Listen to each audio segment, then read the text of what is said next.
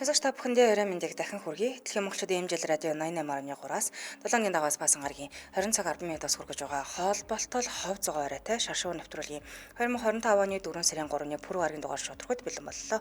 Студид хөтлөгч Чанцаа Ами, найруулагчаар Борхогийн Чин Батнаар ажиллаж байна. Нэвтрүүлгийн хамтраалагчаар хурдан химнэлттэй амттай Red Panda тургуун хоолны газар мөн чухал үедээ Payon захим зээл аппликейшн хамтран ажиллаж байна. За, сонсогчдоо мэндийг хүргэе. Бэлзүүхануудтай бүхэн хов мөн болцгоо явах уу? Базё. За, өнөөдөр танилцуулах алдарттуудаа товчхон дөрдий дөрөвдүгээр учраас би эхэлж ярих юм байна. За, мэг чамд алдартай сонгосон байна. За, би өнөөдөр Кэшаг ярьж өгнө. Кэшаг мэдтэн үү? Мэдэн штэ. Мэдэн. Таньнаа. Манай нэг хамар хаашааны балдангоо гэдэг шиг юм шиг сонсогч штэ. Таних уу гэд би бараг тийм нэг дэлхийн оддаг таньдаг юм шүү. Таны штэ, тань. TikTok гэдэг дугаар нь илүү хүрсэн. Ау гэдэг. Яг wake up and ямар юм бэ? Арай мохоо байн дотор сүрдэг штэ. Тэгэл ин кобой готл өмсөөл босоол ингээл айлаас гар явдаг да тэр дуу. Яг зөв. Гэтэ тэрнээс өөр бас дуунууд байдаг л багт те. Маш олон дуутай. Толгойд орчихгүй байдаг юм.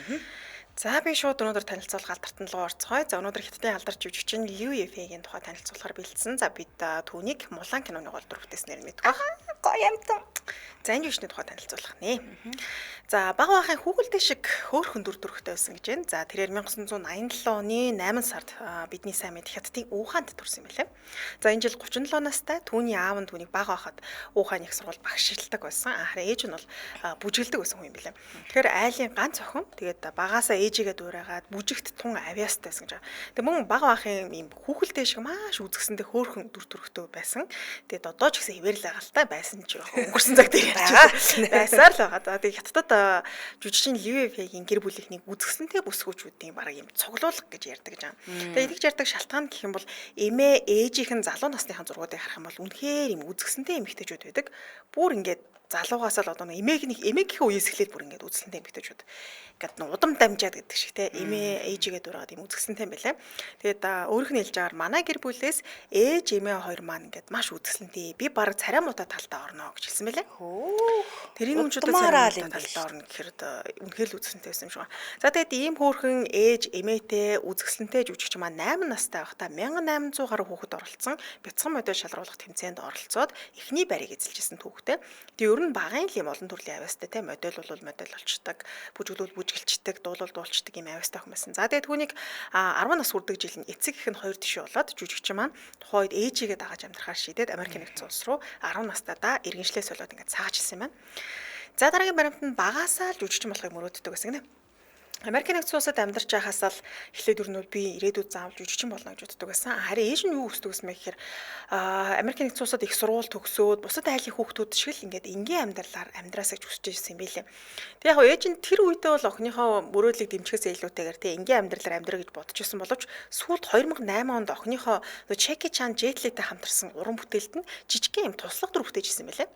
Тэгэхээр баг охиныхоо мөрөөдлийг дэмжээ бүр хамт уран бүтээлд тоглож ирсэн гэсэн үг. За ингээд 15 нас хүрдэг жилээ жүжигчин маань 2002 онд л доо өөрийн хүсэл мөрөөдлөө хөөхөр Хятад руугаа буцахаар шийдсэн.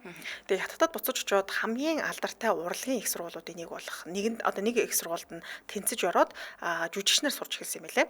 За тэгээ түүнийг алдартай болсны дараа хүмүүс их гаасан л дээ. Яагаад тэгэхээр яаж 10 жилээс төгсөөг 15 настай штэ. 15 настай охин Хятадын хамгийн алдартай урлагийн сургуулиудын нэгт нь орж чадсан юм бэ. Ямар нэгэн арын хаалга байсан юм шүү дээ гэж жоохон сэрдэжсэн. Тэгээ таамаглалаар бол нэгт гэх юм бол Америк нэгдсэн улсын иргэншилтэй байсан. За тэгээ дээрэс нь ээж нь тун алдартай бүжигчин байсан. Тэгээ ээжийнх нь хамтран одоо амьдрагч яг гэрлэг үлдээ хамтран амьдрагч нөгөө маш юм баян хүн юм бэл. Найз залуу нь. Тэгэхээр тэр хүний тусламжийг бол энэ ээж охин хоёр тодорхой хэмжээнд авсан. Тэгээд тэр хүний тусламжтайгаар энэ том мундаг их сургуульд орсон л гэж ийм ярьдаг юм байлээ. Тэрэн дээр бол нэг тийм би одоо ингээд арын хаалгатад орсон гэж өөрөө л ярьсан бол байхгүй бах те. Энэ ээжийн зургийг харсан чинь надад л тийг санагдлаа хайлтаарсан манай номитой ямар төстэй зэрэгтэй. Тийм үү? Тийм ээ. Номитой их төстэй харагдлаасаа хажууд. Ямар зураг би тэгтээ ээж нөгөө яг юуны зураг кино тоглож байгаа тэр зургуудыг л төлхөө мэдээлэл орчуулж чадаа харсан. Тийм үү? Би бол хайлтаарсан юм аа. Тэгвэл одоо намайг охтууд чинь Liu Yifei шүү гэсэн үг. За төстөл харагдчих надад л. Тийм бай тий. Намайг ийм алчуур ингээд зүуддэг хэдүүлээ нөгөө Турк явахад тий. Амбал нэрээ жоохон төстэй байна. Манай намын шиг харагдчих шүү дээ. Ээж нугаас айгу хөөрх юм билээ. Тийм байна. Намайг ч бас айгу хөөрх шүү дээ. За ингээд урлагийн их сургуульд орсныхоо дараагаас эхлээд хичээлдээ олон төрлийн сурталчилгаан тоглож эхэлсэн. Тэгээ энэ үед нэг найруулагчийн хараанд өртснөөр драмаар дүр бүтээгээд тухайн драма нь 2003 оны 3 сараас цацагдаж эхэлсэн. Тэгээ ингээд нийт дөрөг бол анх удаа өөрийнхөө жүжиглэлтийг ингээд харуулсан гэсэн. Тэгээ дөнгөж анхныхан бүтээл байсан ч гэсэндээ юм жижигхэн дүр аваагүй. Бас өөрөө том дүр авч чадсан. Тэгээд нэг тийм гэнэн хонгор цайлган дүр төрх нь олон үзэгчдийн анхаарлыг татаж тэгээ өөрөө бол ингээд тодорхой хэмжээнд нэр алтайг бол олж чадсан. Тэгээ үүнээс хойш тасралтгүй уран бүтээл тоглож эхэлсэн байдаг. Тэгээ 2006 онд тоглосон драмаар бас хит болоод маш олон шагналыг хүртэж байсан юм билээ. Хятад ч бас ийм байна. Яг нөгөө Солонгосын соёл урлаг, Хятадын соёл урлаг гэл ингээд дэлхийн соёл урлаг ч бүгд ингээд нэлээд өөр шүү дээ, тийм. Шагнал гард болох ёслон хүртэлх өөр онцлогтой байд юм байна. Жишээлбэл энэ UFA жүжигч маань 2 жилийн турш нэр алдарт одоо цуурайтсан маш мундаг юм жүжигч эмэгтэйчүүдээ шалгаруулад шагнадаг юм алтан дарийнхын шагналыг гэж байдаг нэ. Энэ шагналыг 2006 онд хүртэж ирсэн байна. Тэгээ энэ шагналыг авсан уран бүтээлч маань өөрөө тайзан дээр юм алтан хувцастай гарч ирээд ингээд үзүүлбэр үзүүлдэг. Тэгээ би тэр одоо өдийг хүртэл авсан эмэгтэй жүжигчд одоо тайзан дээр үзүүлбэр үзүүлсэн байгаа шүү дээ. Тэгсэн тэрийг харсан чинь бүр айхтар сүртэй юм билээ. Зарим нь ингээд бүр алтан шувууны дээр мээр ингээд алтан хувцастай гарч ирээд. Гоё юм тий. Тэгээ нэг өсөндөө баг одоо хатан гэж өргөмжилж байгаатай л адилхан тийм том үзүүлбэр болт юм билээ. Тэгээд 2 жилдээ нэг шалруулдаг. Тэгэхээр нөгөө эмэгтэй жүжигчдийн фэнүүд бол маш өрсөлдөөнтэй энэ юун дээр саналаа өгдөг гэсэн. Тэгэхээр ард түмний саналаар ингэж шагналаа хүртдэг гэсэн үг л дээ. Одоо баг хаан ширэн сууж байгаатай л адилхан болт юм билээ. Тэгээд хамгийн анх энэ шагналыг авсан хүн нь UFA жүжигч юм байна. За дараагийн мэдээлэл нь жүжиглэхээс гадна бас дуулцдаг. Тэгээд нэг хүнд нэр хүнд нь бол ингээд нэлээ эд одоо мандчих үед буюу 2006 онд 7 тухайн оныхоо 7 сард Япон хэл дээр цомог гаргасан юм билээ. За ингээд Япон болон Хонконгод дуучнараа маш олон тоглолтод оролцож эхэлсэн. За гэвч түүний дуучны замнал жүжигчний замналтай харьцуулахад бол тийм ч сайн байгаагүй нэ. Тэгээ ерөөхдөө сүүлдээ за би угаасаа дуучны карьер бол нэг сайн биш юм шиг байна. Одоо жүжигчин болоо гэж буцаад дээ өөрийнхөө карьер руу орсон. Тийм тэгтээ хав тэгээд бүр дуулахаа бол зогсоогүй сүүл нөгөө мулааны OST тэгээ дуугараас дуусан байдаг шүү дээ. Тэгээ сонсоод үзэх юм бол надад бол нэг тийм муухай дуулаад байгаа санагдаагүй. Гэхдээ дийлэнх фэнүүд нь ер нь дуулах нь дэмий юм байна. Ер нь жүжиглсэн дээр юм байна л гэж дүгнээд идэм билээ. Тэр яг нөгөө нэг одоо сонсож мосох юу гэдэг цензур нэрээ өөр идэм билээ. Магадгүй. Нэг солгооч болгороо домол байхгүй лсэн л. Угаасаа тийм дуугаач цацна гэж байгаа. Зүгээр хүмүүс муулаад ингээд баахан тийм бичсэн байхаар би бодохгүй. Үгүй одоо тийм л муул дуулдаг юм байх таа гэж бодсон чинь нэг муу дуулж байгаа санагдаагүй. Гэхдээ бүр тийм айхтар өндөр нот аваад нэг юм дуулаад байдаг. Эвлэхэн дуулждаг лөө. Яг тийм эвлэхэн дуулждаг. Гэтэ жоохон юу гэмээр юм дэ царай нь өөрөө нэг тийм их тийм намтай нэг юм эмхтэй штэ. Тэгээ тайзан дээр ингээл ийм хөөрдөн бүж үжиглэр нэг л нүдэнд ингээд тийм наалцгүй харагдах нь тэгээд ах шиг санагдсан шүү. За хамтралчаа танилцуулаад үргэлжлүүлье. Хурдан хэмнэлттэй хамтдаа Red Panda түргэн хоолны газрыг танилцуулъя. За Red Panda төсөл Хятад сүлжээ хоолны газрын төсөл за гэр бүлийн бүх гишүүдэд зориулсан хамт чанартай, хямд үнэтэй, тав тухтай орчинд найрсаг түргэн үйлчлэгээ хэрэглэгчтэй хүргэх зорилготой юм байнамаа. За 12 сарын 21-ний өдөр анх нээлттэй хийсэн. Анхны салбар нь Ярамгийн Номин Макрад байрлаж ирсэн. Хоёр дахь салбар нь Таван богдын эсрэг тал Номин United-д нийсэн бол гурав дахь салбар нь Ихтлгүүрт нийцсэн байгаа юм байна. За эдийн даваа талаас нь дурдах юм бол түргэн үйлчилгээ тав тухтай орчинд та бүхэн очиж болох нэ. Чанар одоо амтыг бол нэгт тавьдаг. За хямд үнийн бодлого буюу одоо нийт хүн амт чиглэсэн хямд үнийн бодлогыг баримталдаг гэсэн үг. Тэгэхээр бид нар хямдхан учраас бас бодоод идэв шүү дээ. Гэтэл тийг болно амтан цайтай үнэн чинь хямдхан байдаг бахан. Тэгээ түргэн шуурхай үйлчилгээ үзүүлдэг. За Улаанбаатар хотод 45800 төгрөгнөөс дээш худалдан авалтанд хүргэлт нь үнэгүй юм билээ. Үнэгүй хүргэлттэй. За тэгээд ирж үйлчлүүлэх юм бол үндсэн хоолоо амталсан будааны хамт 15888 төгрөгөөр харин үндсэн хоолн дээрээ амталсан будаа, өндөгтэй дахианы ясны шүл, шанцтай мантуун бууз, ундааны хамт ердөө 19888 төгрөгөөр худалдаалагддаг байна. За тэгэхээр хургуулаад авах утас нь болохоор 70 17 17 70 17 17 та 45800 төгрөгнөөс тийш худалдаа авалт тэгэл үнэгүй хургуулаад авчих юм билээ. Сошиал хаягны Red Panda Chinese Express гэж ахаар мэдээлэл гарч ирнэ. Баярлалаа хамтран ажилласан хурдан хэмнэлттэй хамттай Red Panda түргэн хоолны газарлаа. Баярлалаа. За ингээд мэдээлэлээр үргэлжлүүлье. Энэ жүжигчтэй холбоотой сенсацууд бол нэлээд их л юм байлээ. Гэхдээ би тэндээс нь бүгднийг нь оруулаагүй. Яа тэгэхээр үнэн бодит зүйлтэй жоохон хол тийм сенсацууд их байт юм байлаа. За хайр дурлал руу шууд орцгоё. Солонгос залуутай эхлүүлсэн хайр дурлалын романс руу. орцгоё. За жүжигчин Ливэфэ 2015 онд Хятад Солонгосын хамтарсан драмад за бидэнд бол нөгөө Зүрхэн Чингис намар киноны дүрээр танигдсан жүжигчин Сун Сонгонтой хамтран тоглосон. За ингээд энэ уран бүтээл тоглоод нэгэндээ сэтгэл алдран үерхэж эхэлсэн юм байна. За ингээд би юу ялаа л да Сун Сонгон жүжигчний өгсөн ярилцлагуудыг энэ бас нэлээд хайж үзлээ. Найзгүй юу гэж ярьж ирсэн болоо гэд. Тэгсэн хайр дурлалын талаар нэлээд товчгоол ярьж илээ. Иймэрхүү төрлийн асуултууд авахгүй л хэлээ тийм. Уг нь тэгээд тэр нөгөө ярилцлага өгж байгаа хүн нь бол ийм асуулт асууна гэж хэлээгүй юм шиг байлаа. Тэгснэ гинт яг зураг авалт эхлэнгүүт гинтхэн асуучингууд наад чинь зохиол дээр байгаагүй шүү дээ чи тийм асуугаад шүү дээ гэж жоох сандарч л байсан л та. За тэгээ юу шаардсан бэ гэхээр зураг авалт эхлэх үеэр бол бид өөр ингээд бие биендээ нэг сүртэй сонирхоогүй бие бинийгээ зураг авалт дуусах төгөхөд ингээд ерөөдөө нэгнийгээ сонирхоод татагдаад ингээд үргэлж эхэлсэн гэсэн мэлээ. Тэгээ зураг авалт дуусны дараа аль бие сураг ирсэн гэсэн үг. Насны зургийн хувьд бол Ливэфэ жүжигчнээс Сун Сонгон жүжигч маань 11 насаар ах юм билээ. Тэгээ жүжигчин Сун Сонгоны хувьд 2015 оны 8 сард жүжигчин Ливэфэтэй үргэлж байгаа гэдэг аль бие сураг хүлээн зөвшөөрөлд баталсан. Тэгээ энэ мэдээг сонсон Хятад Солонгосын фэнүүд нь бол бөөн баярлсан мэдээж. За тэгээ тэд хэдийгээр хоёр өөр улсад амьдарч ийсний дээр тун завгүй шүү дээ жүжигч хүмүүс ч одоо уран бүтээлгээ завгүй. Тэгээ нэг нэгэндээ үргэлж цаг зав гаргахад хэцүү байдаг ч гэсэндээ ер нь бол маш сайхан харилцаатай байнга ирж жүжигч нэгэн дээр ингэж уулздаг гэсэн. Тэгээ дээрээс нь жүжигчин Ливэфэгийн хувьд алдартны карьерийнхаа турш өмнө нь юус хинтэйч нэр холбогдож байгаагүй. Ямар ч залуутай үргэлж байгаа гэсэн тийм юмд асуудал бол холбогдож байгаагүй. Тэгэхээр олонний өмнө гаргаж ирсэн анхных нь найз залуу. За яг алдарнууд гэдэг чинь одоо найз залуу гэл хэний төв ирчлээ гэх тэрийг бас хүлэн зөвшөөрөхгүй тохиолдод байдаг шүү дээ. Харин Ливэфэгийн хувьд найз залуу маань мөн гэж албасаар хүлэн зөвшөөрсөн. Тэг яг тухайн үед энэ хоёр хамтарсан драмагаас сурталчлах санаатай ингээ албаар үргэж байгаа гэсэн худлаа л иймэрхүү мэдээл тарааж байна. Худлаа хурамч үргэлээ гэж бэрсээр сэрдэх хүмүүс бол байх нь байсан. За гэвч тэд үргэлээ олноос нуух байтугай ер нь бол бие биедээ хайртай гэдэг ер нь бол зарлж явдаг гэсэн. За жүжигчин бүсгүн жишээлбэл найз лууга тун царайлаг сэтгэл татамнуудтэй бас тун сайхан хоолойтой гэж хэлж ирсэн байна.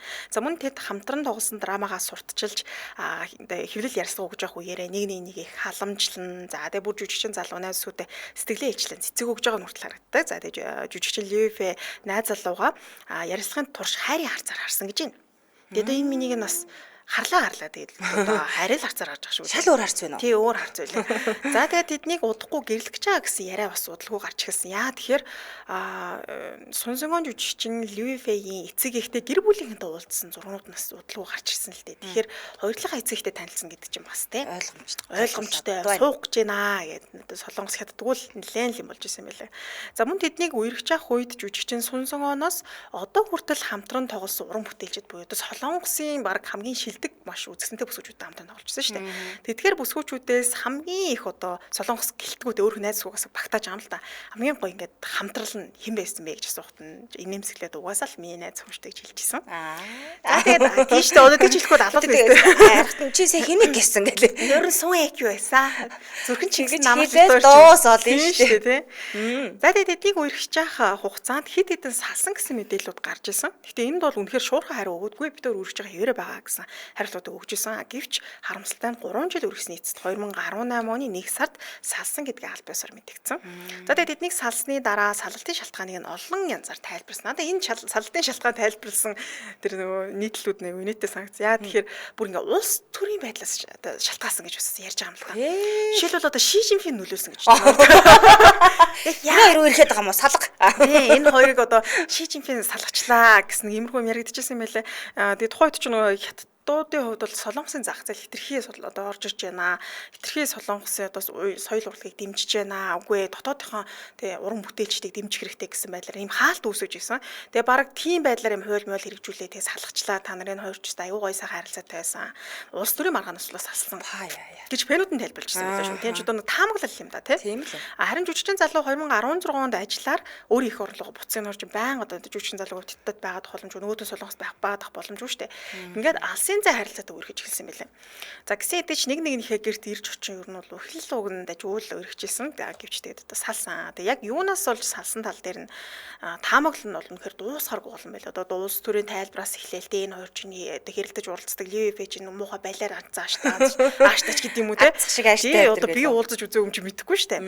Харин жүжигчин Сун Сонгоны талаас Entertainment-аас мэдээлэл хийсэн. Тэд завгүй ажлын хуваараа зулаад тусдаа байх шаардлагатай болсон. Тэгээ энэ тэдэнд үнэхээр хэцүү байсан. Тэгээд эцэст нь ингээд салхаас өөр аргагүй болоод сайхан найзын харилцаатайгаар одоо шийдсэн гэсэн мэдээлэл хийсэн байлээ. Тэгэхээр Тэгээ хоорондоо ярилцж байгаа салсан юм шүү дээ. Тийм билээ мэлгүй хоёр талаас л хүлэн шүү. Улс төр Ши Жинпинийг дурдаг үзсэн шүү дээ, тий. Би бас Ши Жинпинийг буруутгах юм бол юм Би бас жоохон хардлаа гэж. Тэгсэн нэг Ши Жинпин чи юм хэлээгүй лээ. Юм яриаггүй энэ хоёрыг салгаагүй гэж байна. За дараачих нь гинтийн гэрлэлт гэж байгаа. За энэ жил 42 настай хятадын алдарч жүжигчин Хүүг энэ заа хятад дуудлагыг би сайн хэлж мэдэхгүй байна. Ямар ч ч энэ бол хятадын маш нэлээд алдартай жүжигчин юм байна. 2020 онд Люфэ энэ жүжигчин залуутай гэрэлсэн гэсэн мэдээлэл цацагдсан. Тэгээ тухайн үед ковид гарчихсан байсан учраас хятадын байдал бол байр байдал чинь нэлээд хэцүүсэн шүү. Тийм учраас гэрэлсэн гэсэн одоо гэрэлснээ нийтэд зарлахад ер нь жоохон тохиромжгүй цаг үе яана гэж бодоод нууцлсан гэж тайлбарласан юм байна. За тэгээд тэд 2005 онд нэгэн уран бүтээлд хамтран тогсноосоо хойш тасралтгүй нь бол жил болгон л энэ хоёр үерхэж байгаа энэ хоёр уулздаг гэсэн мэдээлүүд гардаг байсан. Гэвч сүүлдээ энэ бол худлаа мэдээлэл болж таарсан. Яа тэгэхээр хоёр талын уран бүтээлч мань хуйлаа үгүй бид төр гэрлээгүй гэсэн байдлаар мэдээлэл хийсэн юм байна. Гэрлээгүй юм уу? Гэрлээгүй. Тэгээ яг зүгээр нэр л холбогдохгүй. Бас засаг төрн ороод ирв үү? Магадгүй. Суулгаж болохгүй сал гэлээ тий. За Люпэтэй холбоотой хамгийн их яригддаг мэдээлэл бол Баян айлын гүнж гэж яригддаг шүү дээ. За тэрээр хятаддаа нэлээд дээгүүр орох хэмжээний баян жүжигчдийн нэг. За түүний Бээжинд байх гэр нь 4 хөл бөмбөгийн талбай шүү. 4 хөл бөмбөгийн талбайтай тэнцэх хэмжээнд нийлүүлсэн гэсэн үг. 26 мянган метр квадрат гэж шүү дээ. Тийм байна. Би ч одоо нэг 30 дээр л үзэх гээд 50 дээр л үзэх гээл тий. 26 метр одоо 1000 метр квадрат хэмжээтэй гэртэй байна. За тэгээ энэ гэртээ одоо нөгөө өөрөө ирж хүчиж чадахгүй учраас баг нэм жижигхэн галтрны замтай муу да. Дотроо галтрыг тавьчихсан юм уу? Харин баг тийм биш үү. Би бол тэрийг тэгж л боллоо. Тэгээд унаа тэргээр наашаа цаашаа явахгүй л ерөөсөө гэрийнхээ нэг булгаас нөгөө буланд очиж чаддаггүй ч гэдэг. Ер нь тийм байна. Бодлоо л 4 хөл бөмбөгийн талбай гэд бодоход ч тийм шүү дээ. Ер нь бол 7 хоног төөрөд ч бүгд орж амжихгүй юм шүү. Айхтар том гэртэй юм лээ. За бас түүнийг Баян айлын өв залхамжлагч гэж ярьдаг. За учир нь түүний ээж хятадын тэргүүн баячуудын нэг болох Жон Шин Фэй гэдэг эртээ их дотн харилцаатай. За гэхдээ энэ хүн бол түүний төрсөн эцэг нь бол биш. Тэгээ дээрэс нь зүгээр ээжтэй бас гэрлээгүй зүгээр юм хамт л амьдардаг юм да. Тэгээд хамтран амьдрах шүү. Тэгээд Америкийн нэгдсэн улсад хятадд эргэж ирээд ээж охин хоёр хөл дээр босоход нь бол энэ баян нөхөрл бол ардаас нэг тусалсан юм бэл. Тийм учраас Баян айлын охин гэж яригдаг. Гэхдээ тэр одоо эд хөрөнгийг нь бол өвлөж авах буюу ч одоо гэрэлцэн бол бас арай өөрчлөлттэй. Төрсөн охин биш тий. Ээж нь ч гэрлээгүй. Яг зүгээр үнэхээр одоо сайн ах л юм да тий. Тэгтээ юу л юм биш үү? Одоо тэр хүнтэй хамаатай хамаагүй өөрөө одоо хангалттай хөрөнгөтэй л хэлгүүд тий. Өөрөө бол хангалттай хөрөнгөтэй. Тэгээ дээрэс нь энэ ээжийнх нь хамтран одоо амьдрагчтай төрсэн аав нь бас их дотн найзууд гэж хэлээ. Тийм үү? Тэгээд ер нь төрсэн аав ч тэр одоо энэ ээжийнхээ хамтран амьдрагчтай ч тэр их сайхан харилцаатай байдаг л гэсэн байна. Тэгээд өөрөө ч гэсэндээ хятадтай бол маш дээгүр орох хэмжээний маш баян юм ихтэй. Тэгэхээр одоо тэр хүний бол хөрөнгө шаардлага болох л та. Тийм л цараа хангалттай мөн. Йоо энэ байр байшингийнхан зураг нардан гараад савж унжгаа суугаад энэ хичнээн давхар юу ч хахамдээ энэ дотор одоо би яг ингэж бол сонсч байсан. Ганцаар амьдрахад арай том уу? Гөө тэгэл гэр бүлээр л амьдардаг байл гэж мэдтэй. Гөө нэгт над бол таагүй. Тэр гарч ийн 26 мянган метр квадрат. Шалтгаан даас тий 26 мянга юм уу тий. 26 мянга гэхээр тэгтээ нэр айхтар тон сонсож байгааз. Манай энэ барилга бараг манай энэ ажилчин бараг хэдэн метр квадрат болох юм. Манай ажлыг нилээд нийлүүлчих юм шүү. Манай ажил гэхдээ үнийг гэр дотроо лефтер явдаг болов. Өөр нэг тийм атаах. Яг нөгөө баячууд бол гэр дотроо нэрнгээсээ лефтер явах тохиол байдаг ч гэсэндээ арайч бураг юм одоо унаагаар наашаа цаашаа гэр дотроо явдаг гэж би сонсож байгаа. Тэгэхээр үнэхээр л юм баян юм ихтэй юм шүү дээ. Тийм ээ. Тасархай баян юм байна уу? Бүр доомон зэр. Тийм нөө. Үнэхээр баян юм байна. Тиа тэгвэл одоо бол гэрлээгүү ганц бий л байгаа юм те. Манайхаа энд татаад энэ атаархаа шил мэлэн татаад ихнээсээ эйгүү хэцүү шиг байна уу? Тий одоо яах вэ? Хэдүүлээ ядаж нэг 100 метр квадрат дээр л. Би бол нэрээ үндэ 26,000 метр квадрат гэхээр над төрс төсөөлөгдөхгүй. Би одоо амьдралдаа тийм метр квадратыг өөрөө одоо юу гэдэг тийм орж үзээгүй шүү дээ. Би тийм байшинд орж үзээгүй юм чи. Тэр ч яг тэр нөгөө нэг барилга нь өөрөө тийм биш талбай нь орж байгаа шүү дээ. Талбай нь орж байгаа тэр дотор ч баригдсан барилга те хаус гэл нийт талбай бодлоо. Манай монголчин өргөн уудам нутагтаа юу 26 мянга. Тэр байтгаал юмд бид нэг нийт эзэмшил амьдарч штэ. Энд чи өөр хүн эзэм шиг. Хамаагүй биднийх илүү гарч иж болно. 26 байтугай амар их газартай шүү дээ. Бид ч хамаа намайг л явдаг шүү дээ. Дуртай газар очоо майхна барьчин, дуртай газараасаа заах сайн барьчин тийм үстэй. Тэгэхээр гоё. Тий гоё нөө. Танд бүр атаарч. Атарах хэрэгтэй Монгол хүмүүсэндээ. За тэгвэл дараагийн алдарт нь л гоорой тийм ээ. За тий. За дуучин Kesha. За Kesha Rose Seeburst гэдэг нэртэй 1987 оны 3 сарын 1-нд төрсөн юм байна. Одоо 37 настай. Өндөр нь 170-50 см бас хөрг өндөр юм байна. За тайзан нэр нь бол Kesha. Нэрээрээ алдартай Америкийн дуучин, дуу зохиогч. За тэгээ хамгийн анхны том амжилт нь юу байсан гэдгээс 2009 оны ихээр рэпер Floridaгийн номер 1 болох Right Round гэдэг дуунд хамтарч дууснараа гарч ирсэн гэж байна.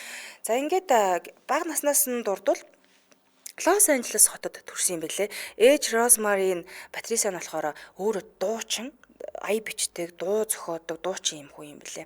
Тэгээд нэг сонирхолтой мэдээлэл нь болохоор одоо болтол төрсөн аавыгаа хинбэ гэдгийг мэдэхгүй хайсаар л яваа гэж хэлсэн бэлээ. Яагаад тэгэхээр ээж нь өргөтлөхөөс ээж тэгээд Kesha-г болон нэг том ахтай юм байлаа. Ах лагаа нэгэн тижээхийн зэрэгцээ санхүүгийн хувьд бол хоёр хүүхдээ өсгөж байгаа. Ганц би ээж бол нэлээд хэцүү байсан. Тэгээд бага насныхны амьдрал нь бол халамжийн мөнгө. Тэгээ одоо хүнсний толгоноор л хүнсээ залгуулж ингэж амьдралаа арай чадан ядан л авч явдаг гэсэн юм билээ л дээ. Нэг гоё юм юу гэсэн гэхээр ээж нь өөрөө дуу зохиодог, дуучин хүн байсан учраас охиноо урлагт оруулахад хамгийн том нөмөр нүүлэг болсон. Хамтдаа дуу зохиодог, цомог дээр нь ч гэсэн ээж нь бас хамт дуусан юм билээ. Нэг ярилцлагандаа болохоор миний хамгийн сайнаас хамгийн том дэмжигч бол миний ээжээ гэж хэлж байсан.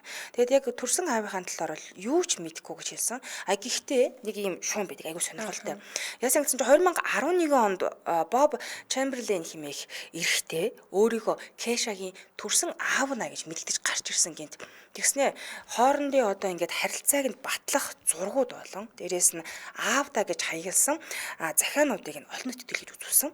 Тэгээд би одоо Kesha-г 19 нас хүрэхээс өмнө аав охины хувьар л байн холбоотой байсан гэж мэдгдсэн маа. Харин энэ сенсац ингээд бөө юм болсон чинь Kesha-гаас асуухад энэ талаар тодорхой хариулт өгөөгүй. Тэгтээ юуг ч хариулсан гэхээр өнөөдөр ч гэсэн төрсөн эцгийг хэн болохыг би мэдэхгүй хэвээрээ байгаа л гэж хариулсан юм билээ. Тэгээ энэ хүн яг төрсөн аав нь мөн үү биш үү гэдэг нэрс нь хотлогдоогүй юм билээ. Нэг тийм сенсац гаргаж ирээд мөн ч гээгүй биш ч гээгүй. Одоо сонирн байгааз. Тийм ээ. Тэр зураг мураг нь аавдаа маавдаа гэж хаягдсан захиануудын үзүүлсэн гэхээр гайхаад л юм л та. Энэ сэтгэл дээр би аав нь байна гэж штэ. Тийм үү. Би тийм үү гэж яах шиг. Йоо, ста нэр. За. Тэгээд ээж нь ер нь бол урлаг руу орсон байсан учраас 1991 онд болохоор дуу бичүүлэх гээд гэрээ байгуулсан байгаа нэг рекордстай. Тэгээ гэрээ байгуулсны дараа гэр бүлийн нээшүүл рүү нүгэд ингээд хоёр хүүхдээ аваад явсан.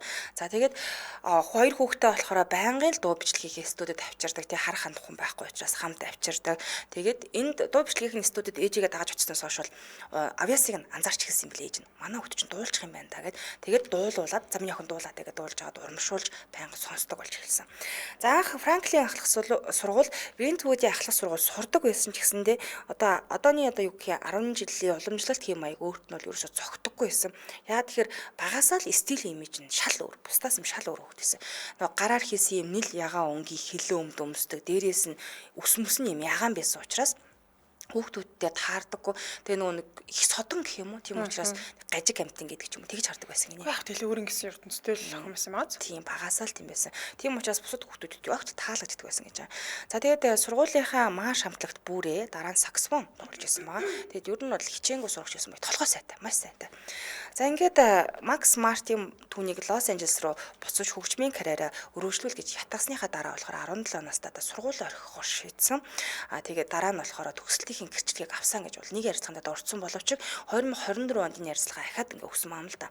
Яасан гэсэн чинь өмнөх энэ мэдээллүүдээ өгөөсгээд хизээч төгсөлтийн гэрчлэгээ авч байгаагүй буюу одоо манайхаар бүрэн дунд боловсролын гэрчлэгээ бол авч байгаагүй гэж ярьж байсан билээ. За тэгээд нэг SAT гэдэг нэг юм шалгалтын оноо юм билээ шүү дээ. Одоо TOEFL гэдэг ч юм уу, TOEFL гэдэг ч юм уу тий. Ийм бас нэг юм шалгалт өгдөг юу гэдэг юм байл та.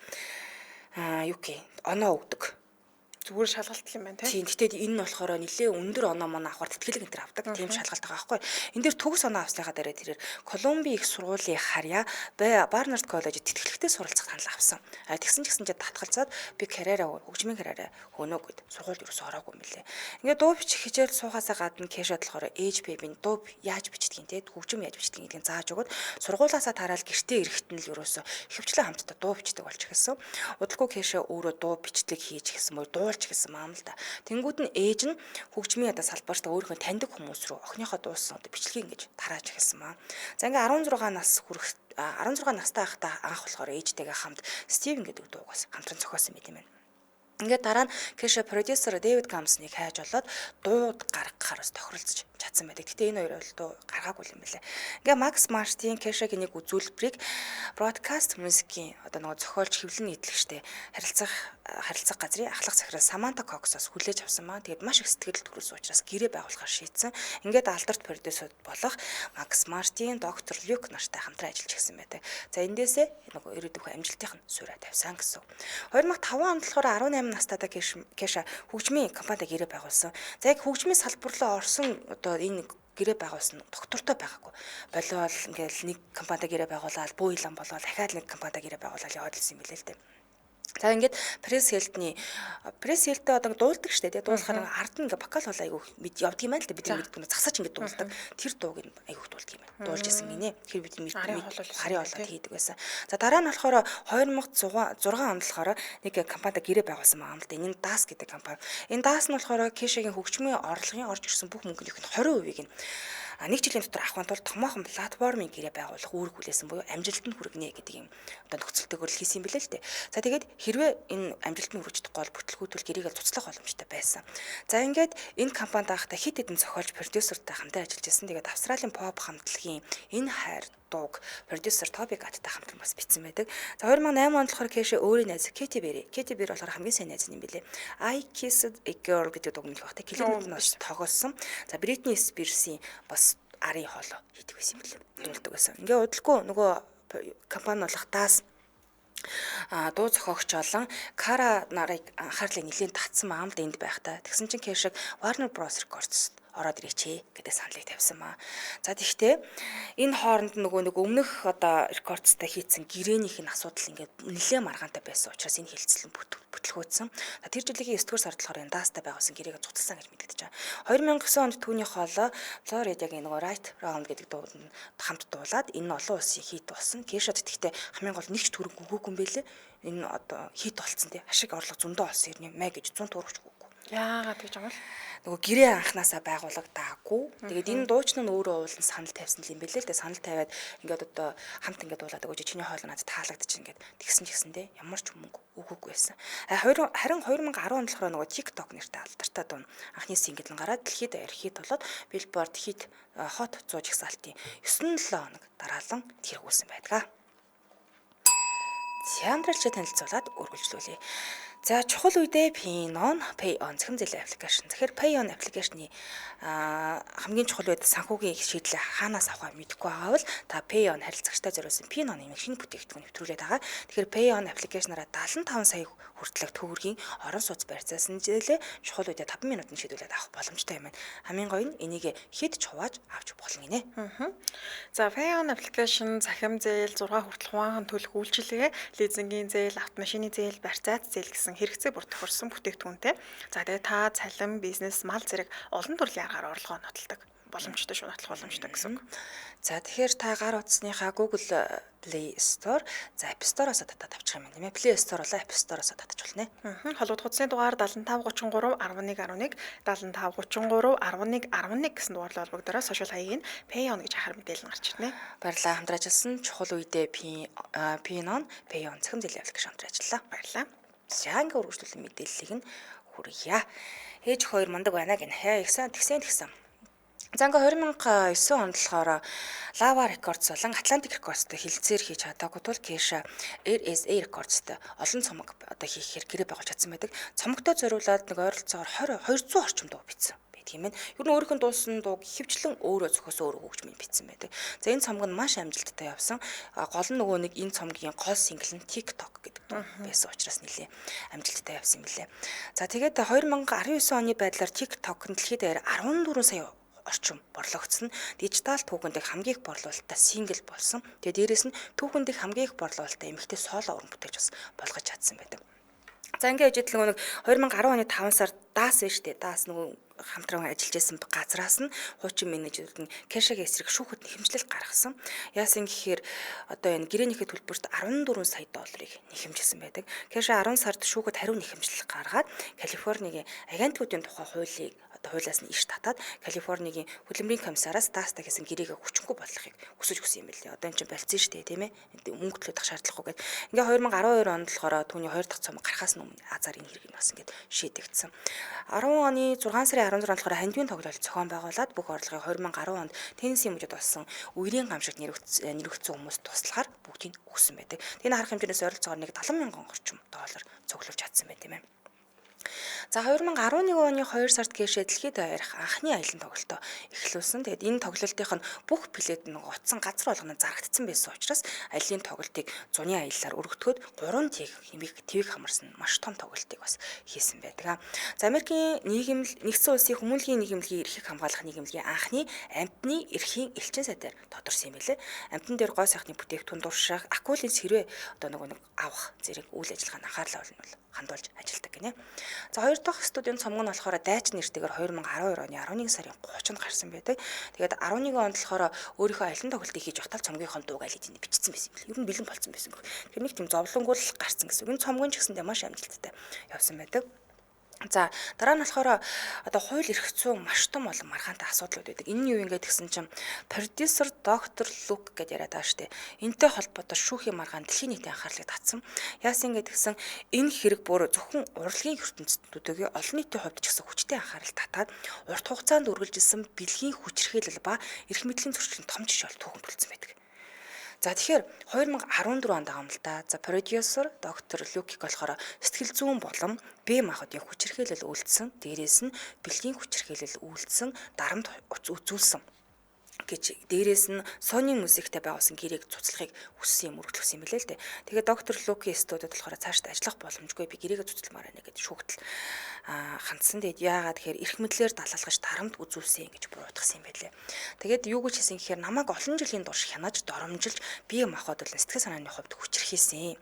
Яагаад гэдгсэн чинь Кэшад хүчээр согтууруулах ундаа өгдөг байсан юм байна. Тэгээ нөгөө согтоод тасраад унаа штэ. Тэгээ унсныхан дараа болохоор бэлгийн хүчирхийлэлд оролдог гэсэн юм билээ. Тэгээд өөрийн эрх мэдлээ ашиглаж дуу бичүүлэхгүй, уран бүтээлийн эрхчлөлөг нь боосон буюу өссөн дуугаа гаргах ямарч ирэхгүйгээр ингэ явсан юм билээ. Харин доктор Лук болохоор энийг бүгдийг нь үгүйсгэсэн.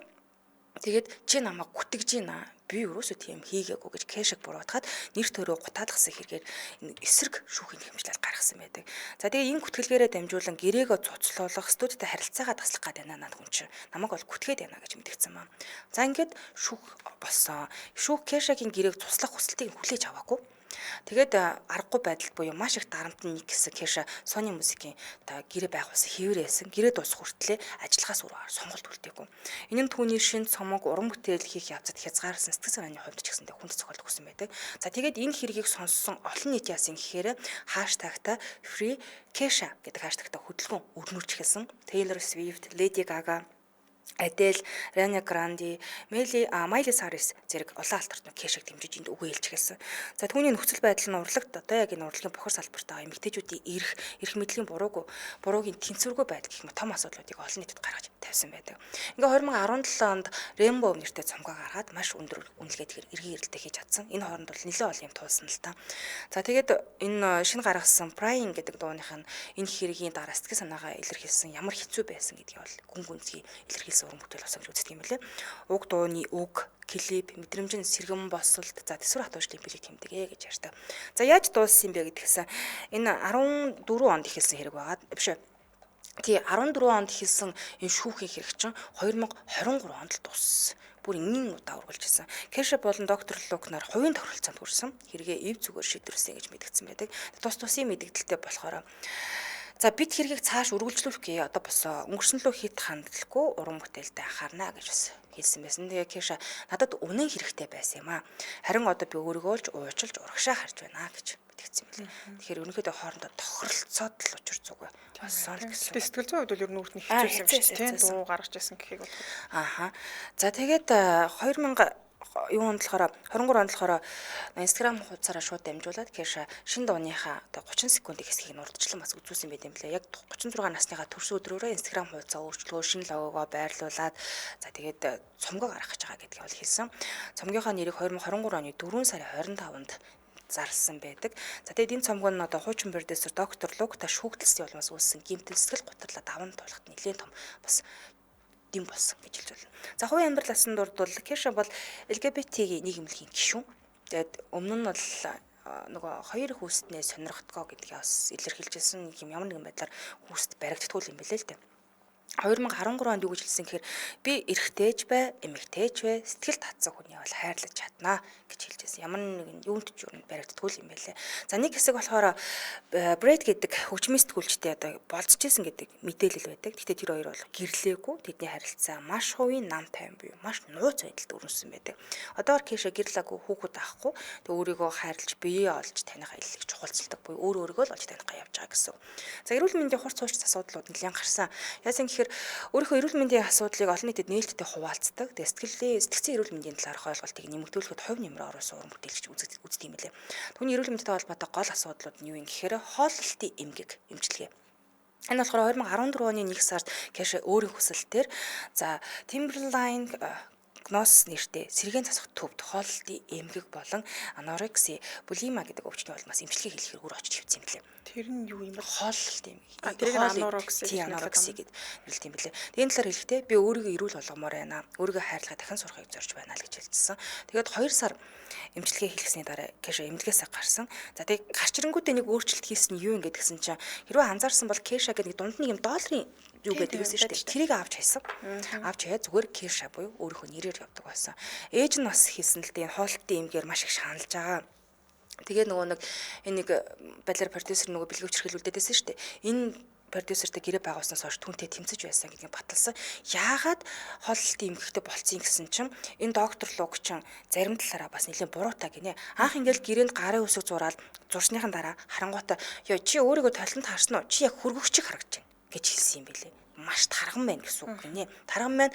Чи одоо тур уран бүтээлж болох ч байгаа хөө энд одоо танигдчихлаа юм бол тур гэж хэлснээсээ болоод турах гад ингээд хоолоос сосоор хагаад хооллох дургу хоолноос татгалцдаг юм эмгэгтэй болцсон юм билээ. Тэр хүнд эгэм гойлж хаад. За тэгээд сэтгэл гутрал төгшүүртэйгээ тэмцэж байсан тухай өөрөө хуваалцсан байдаг. Би маш олон зүйлтэй тэмцэж байсан. Үүн сэтгэл гутрал төгшүүр багтана буюу одоо бэлгийн хүчрхийлэлд ордог байгаа юм чи ямар төлөв байх вэ тийм ээ. За тэгээд Rainbow цомгоо бүтээх явцдаа сэтгэл гутралаа даван тулахад нь хөгжмийн бүтээл маш чухал үүрэг гүйцэтгэсэн гэдгийг хэлж байгаа.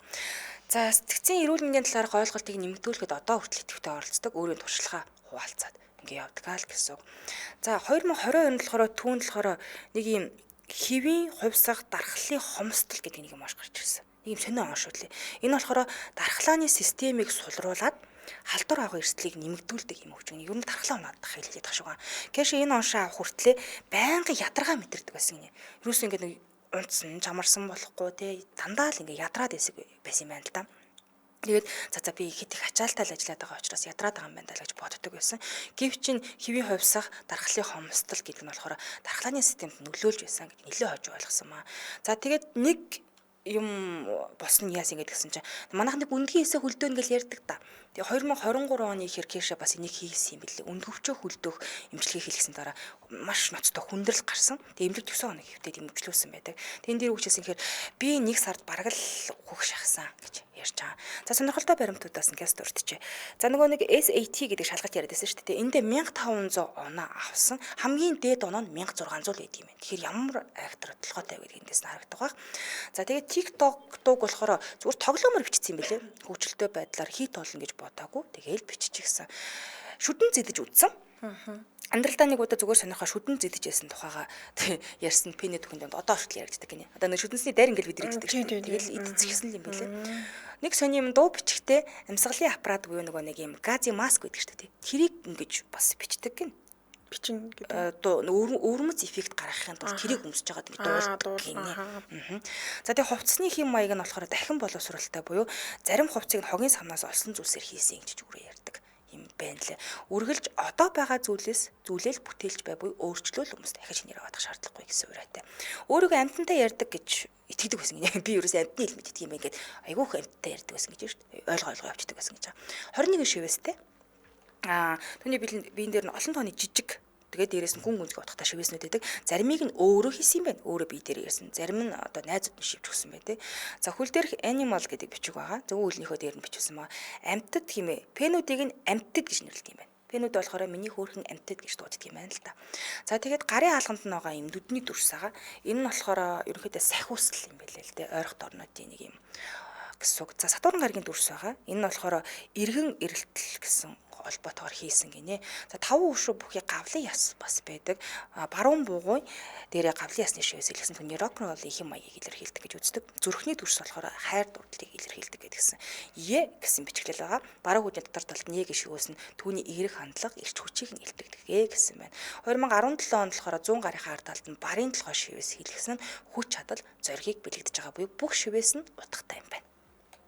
Тэгээ одоо ямар нэгэн уран бүтээл шинээр гарч хийж байгаа. Хийж хийсэвэрэл байгаа шүү дээ. Уран бүтээл хийх явж байгаа. Тэгтээ яг нь сэтгэл санааны байдлаа ерөнхийдөө имжлэгээтэй ингээд л явж байгаа гэсэн үг те. Тэгээ тэр нөгөө продюсерийнхаа хүчирхийлэлд бол маш олон жил тэгэл явцсан юм байлээ. Жохоо онцгүй үнэтэй таарч те. Харин тийм ээ. Муухай. За баярлалаа түргээ нэвтрүүлгийн өндөрлөлийн студид годлогч Ханцаамын хариулагчаар Борхогийн Чимбатнаар ажиллалаа. Нэвтрүүлгийн хамтраалагчаар Хурдан хэмнэлттэй хамтдаа Red Band тургуй олын газар мөн чухал үедээ Pinon, Payon цахим зэлийн аппликейшн байлаа. Та үргэлжлүүлэн амар цаг нэвтрүүлгээ хүлээн аван сонсорой. Түр баяртай. Баярлалаа. Баярлалаа.